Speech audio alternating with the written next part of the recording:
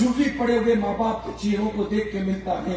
अल्लाह इनको देखने से मकबूल हज का सवाब अता फरमाता है। जितनी मर्तबा देखो उतने मकबूल हज का सवाब। अल्लाह अकबर। आप अगर हज को नहीं जा सकते कोई बात नहीं, तुम्हारे घर में तो अल्लाह अकबर हज अकबर का जरिया मौजूद है।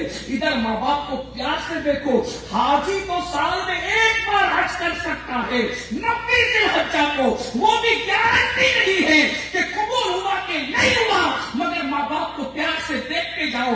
एक दिन में 100 बार देखोगे उनका चेहरा, अल्लाह तुम्हें 100 हज का सवाब अता फरमाएगा। कितना सवाब करवाना चाहते हो सवाब कमा लो, मगर उनसे वफादारी करनी होगी, उनकी फरमाबरदारी करनी होगी।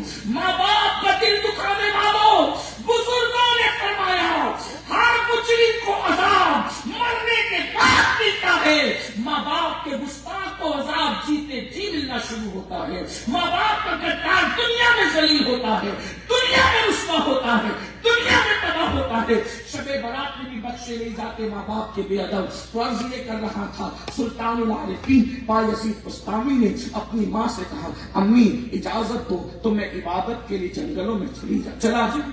माँ माँ होती है। माँ ने कहा, बेटा अगर आपको ऐसा लगता है कि मुझे छोड़ के जाने से तुम्हें अल्लाह मिल जाएगा तो मेरी तरफ से तुम्हें इजाजत, जाओ, मैं अकेली रह लूंगी जिस तरह भी चाहूं, लेकिन तुम्हारी खुशी पे मैं पानी नहीं फेर सकती, तुम चले जाओ।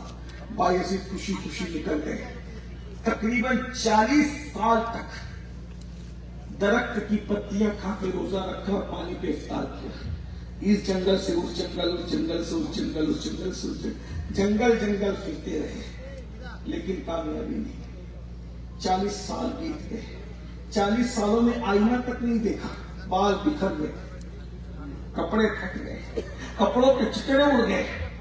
ये हालत थी, न किसी दोस्त को दिखे न किसी दुश्मन को दिखे। एक दिन जंगल बदलने के लिए कहीं से कहीं जा रहे थे, अचानक भूले भटके बुस्तान में कदम रखा, बस्ती नजर आई तो माँ की याद आई। बायजीद तुम बस्ती में आ गए जहां माँ का घर है।